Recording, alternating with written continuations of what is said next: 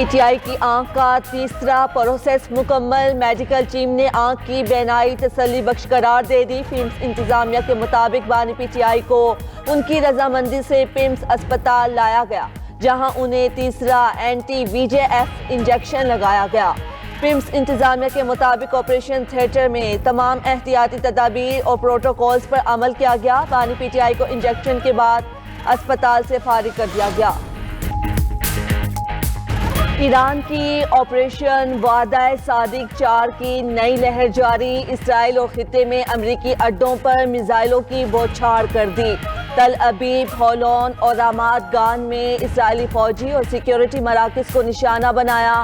عماد فاتح، خیبر شکن اور خرم شہر فور جیسے تباہ کن بیلسٹک میزائل داغے گئے۔ پاسداران انقلاب کے مطابق اسرائیل کے متعدد فوجی اڈوں کو براہ راست نشانہ بنایا گیا۔ میزائل اسرائیل میں قائم فوجی اڈوں اور امریکی بحری بیڑے، امریکی 5th فلیٹ کی طرف بھی داغے گئے۔ اسرائیلی ایٹمی مرکز ڈیمونا اور شہر ارد پر میزائل حملوں میں ہلاکتوں کی تعداد 10 ہو گئی۔ عمارتیں زمین بوس ہونے سے 200 سے زائد اسرائیلی زخمی ہو گئے۔ کابینہ کے ہنگامی اجلاس میں اعلیٰ سطح کی تحقیقات شروع کرنے کا فیصلہ۔ امریکی صدر کا ایران کو آبنائے ہرمز کھولنے کے لیے 48 گھنٹے کا الٹیمیٹم، سمندری گزرگاہ نہ کھولنے پر پاور پلانٹس تباہ کرنے کی دھمکی۔ ٹرمپ نے کہا ایران کے سب سے بڑے پاور پلانٹ کو تباہ کر دیا جائے گا۔ ٹرمپ کی دھمکی پر ایرانی فوج کا شدید رد عمل، کہا ایرانی پاور پلانٹ پر حملہ کیا تو بھرپور جواب دیا جائے گا۔ خطے میں امریکی اور اسرائیلی توانائی اور ٹیکنالوجی انفراسٹرکچر کو نشانہ بنائیں گے۔ اس بار رد عمل پہلے سے زیادہ شدید ہوگا۔ ادھر ایران کا بجلی کا نظام ڈی سینٹرلائزڈ ہونے کا انکشاف، دفاعی ماہرین کے مطابق ایران کا سب سے بڑا پاور پلانٹ بجلی طلب کا صرف 2.9% فراہم کرتا ہے۔ میدان جنگ کے خطرات کا مضبوطی سے مقابلہ کر رہے ہیں۔ ایران کو مٹانے کا خواب دیکھنے والوں کو شدید مایوسی کا سامنا ہوگا۔ ایرانی صدر مسعود پزشکیان کا کہنا ہے دھمکیاں اور دہشت ہمارے اتحاد کو مضبوط بناتی ہیں۔ آبنائے ہرمز حملہ آوروں کے علاوہ سب کے لیے کھلی ہے۔ ایرانی نائب صدر اسماعیل اصفہانی نے ٹرمپ کو جوابی حملے کی سنگین دھمکی دی۔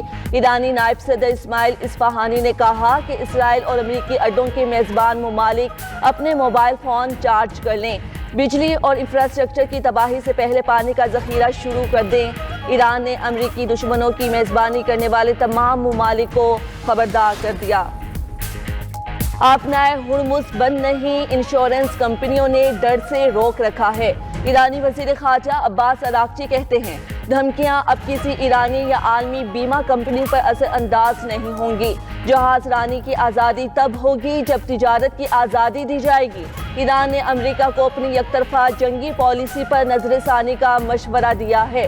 دھمکیوں کے بجائے باہمی احترام کے ذریعے ہی مسائل کا حل ممکن ہوگا۔ تجارت پر پابندیاں لگا کر سمندری حدود کی آزادی کا مطالبہ اپنا جائز ہے۔ ایرانی وزیر خارجہ کا امریکہ پر دھوکہ دہی کا الزام، بولے امریکہ نے پہلے بھی ایران کو مذاکرات کے نام پر بدترین دھوکہ دیا۔ ایران نے امریکی فوج کی مالی معاونت کرنے والے تمام اداروں کو وارننگ جاری کر دی۔ ایرانی پارلیمنٹ کے اسپیکر محمد باقر کالیباف نے ایک بیان میں کہا امریکی ٹریجری بانڈز کی خریداری کرنے والے اب ایرانی میزائلوں کے نشانے پر ہوں گے۔ ایران نے امریکی ٹریجری بانڈز کی خرید و فروخت کو ایرانیوں کے خون کا سودا قرار دے دیا۔ محمد باقر کالیباف نے مزید کہا کہ ایران نے تمام بین الاقوامی سرمایہ کاروں کو اپنا آخری اور حتمی نوٹس جاری کر دیا ہے۔ امریکی معیشت کو سہارا دینے والے ادارے اب جنگی اہداف کی فہرست میں شامل ہو گئے ہیں۔ حکومت کا لگژری گاڑیوں میں استعمال ہونے والے ہائی آکٹین فیول پر لیوی 200 روپے فی لیٹر بڑھا دی گئی۔ لیوی 100 روپے سے بڑھ کر 300 روپے ہو گئی۔ حکومت کو 9 ارب روپے تک ماہانہ بچت متوقع۔ وزیر اعظم شہباز شریف کی زیر صدارت ویڈیو لنک اجلاس میں فیصلہ ہوا کہ پیٹرول بحران کا بوجھ امیر ترین طبقہ اٹھائے گا۔ عام گاڑیوں کے ایندھن کی قیمتوں میں کوئی اضافہ نہیں ہوگا۔ فیصلے سے پبلک ٹرانسپورٹ یا ہوائی جہازوں کے کرایوں پر بھی اثر نہیں پڑے گا۔ وزیر اعظم شہباز شریف نے کہا مہنگی گاڑیوں کے فیول پر لیوی بڑھانے سے معیشت پر بوجھ کم ہوگا۔ بچت کو عوامی ریلیف کے لیے استعمال کیا جائے گا۔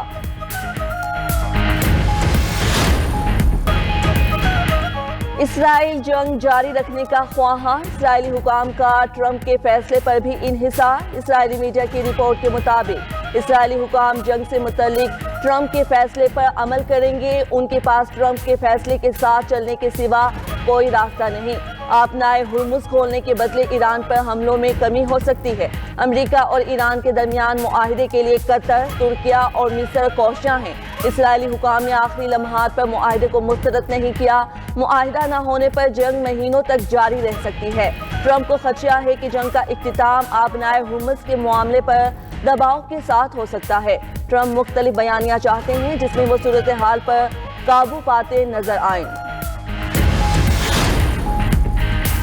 فرانسیسی صدر کا سعودی ولی عہد سے ٹیلی فونک رابطہ۔ محمد بن سلمان اور ایمانوئل میکرون نے ایرانی حملوں کو ناقابل قبول قرار دیا۔ فرانسیسی صدر کا سعودی فضائی حدود کے دفاع میں مکمل تعاون کے عزم کا اعادہ۔ کہا توانائی اور شہری تنصیبات پر حملوں پر پابندی ہونی چاہیے۔ امن کے لیے ذمہ داری اور تحمل کا مظاہرہ ضروری ہے۔ فرانس اور سعودی عرب باہمی ہم آہنگی کے لیے مل کر کام کر رہے ہیں۔ میکرون کا ایران سے آبنائے ہرمز میں نیویگیشن کی آزادی بحال کرنے کا بھی مطالبہ۔ ترکیہ نے ایران امریکہ جنگ روکنے کی کوششیں تیز کر دیں۔ عرب میڈیا کے مطابق ترک وزیر خارجہ حاکان فیدان کے ایرانی اور مصری ہم منصبوں سے رابطے، تنازع کے خاتمے سے متعلق بات چیت۔ ترک سفارتی ذرائع نے ثالثی کی کوششوں کی تصدیق کر دی۔ ادھر ایران اور عمان کے وزرائے خارجہ کا بھی ٹیلی فونک رابطہ۔ تہران اور مسقط کا علاقائی تناؤ کم کرنے کے لیے مسلسل مشاورت اور رابطے جاری رکھنے پر اتفاق۔ دوسری جانب روسی وزیر خارجہ سرگئی لاروف نے کہا کہ امریکہ پر اپنے مفادات کے تحفظ کا الزام لگاتے ہیں۔ کہا امریکہ نے اب باضابطہ اعتراف کیا کہ وہ صرف اپنی خوشحالی چاہتا ہے۔ امریکہ اب یہ حقیقت نہیں چھپا رہا کہ یہ سب کچھ صرف تیل کے لیے ہے۔ امریکہ بین الاقوامی قوانین کے بجائے صرف اپنے مفاد دیکھتا ہے۔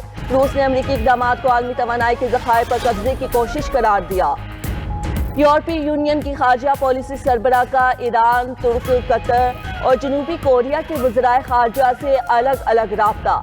بات چیت میں مشرق وسطیٰ کی جنگ اور توانائی تنصیبات پر حملوں پر تبادلہ خیال کیا گیا۔ قایا کلاس نے آبنائے ہرمز کو دوبارہ کھولنے کی فوری ضرورت پر زور دیا۔ کہا کہ یورپی یونین سفارتی حل تلاش کرنے کی کوششیں جاری رکھے ہوئے ہے۔ اہم شہری تنصیبات پر حملوں کی دھمکیاں لاکھوں افراد کو متاثر کر سکتی ہیں۔ قایا کلاس نے یورپ کے لیے آبنائے ہرمز میں محفوظ گزرگاہ کو ترجیح قرار دیا۔ ایران جنگ کا دورانیہ بڑھنے پر امریکی سیاستدانوں کی ٹرمپ پر کھل کر تنقید۔ سینٹ کی فورن ریلیشنز کمیٹی کے رکن اور ڈیموکریٹک سینیٹر کرس مرفی نے صدر ٹرمپ کا ایران آپریشن حد سے تنقید بنا لیا۔ بولے ٹرمپ ایران کے خلاف جنگ کا کنٹرول کھو چکے ہیں اور گھبراہٹ کی موت میں بے تکی باتیں کر رہے ہیں۔ امریکی رکن کانگریس یاسمین انصاری نے کہا وائٹ ہاؤس ایک ایسے جنونی شخص کے ہاتھ میں ہے جو دنیا کی تباہی پر تلا ہوا ہے۔ امریکی سابق وزیر دفاع لیون پنیٹا نے ڈونلڈ ٹرمپ کو بھولا کہہ دیا۔ کہتے ہیں موجودہ امریکی صدر ایران جنگ میں پھنس چکے ہیں، ان کے آگے چٹان اور پیچھے کھائی والی صورتحال ہے۔ اسرائیل کی برطانیہ کو ایران جنگ میں گھسیٹنے کی کوشش۔ اسرائیلی میڈیا نے دعویٰ کیا کہ ایران لندن کو میزائل سے نشانہ بنا سکتا ہے۔ برطانوی وزیر کا فوری رد عمل۔ سٹیون مارک وارڈ ریف نے کہا اسرائیلی دعوے کی کوئی تصدیق شدہ شواہد موجود نہیں۔ اگر ایسا ہوا بھی تو ہم برطانیہ کی حفاظت کرنے کی صلاحیت رکھتے ہیں اور اسے مکمل محفوظ رکھیں گے۔ برطانیہ ایران سے متعلق جاری تنازع میں شامل نہیں ہوگا۔ ادھر امریکی F-35 طیارے پر حملے کے بعد وسطی ایران پر لڑاکا طیاروں کی پروازوں میں واضح کمی۔ ایرانی فضائی حدود میں امریکی اور اسرائیلی طیاروں کے بجائے ڈرونز نظر آنے لگے۔ مسلط کی گئی جنگ کا سامنا کر رہا ہے۔ لبنانی وزیر اعظم نواف اسلام کہتے ہیں اسرائیل کی جانب سے مسلط کی گئی جنگ لبنان کی اپنی پسند نہیں۔ ملک کو اس تصادم میں لانے والوں کو مزید خطرہ مول لینے سے پہلے سمجھداری دکھانی چاہیے تھی۔ حکومت اسلحے کی اجارہ داری سے متعلق اپنے فیصلوں سے پیچھے نہیں ہٹے گی۔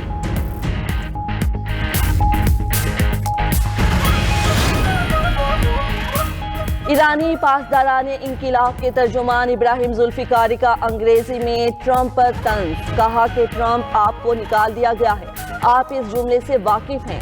ساتھ ہی ٹرمپ کے ہر ٹویٹ کے آخر میں شامل جملے کو بھی دہرایا، کہا کہ اس معاملے پر آپ کی توجہ کا شکریہ۔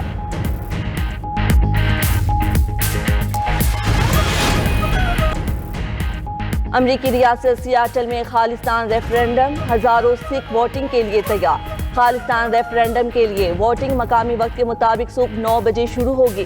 ریفرنڈم سکھ فار جسٹس کی عالمی مہم کی قیادت گرپتونت سنگھ پنو کر رہے ہیں۔ ریفرنڈم میں شرکت کے لیے ہزاروں سکھ ووٹرز وہاں پہنچ گئے۔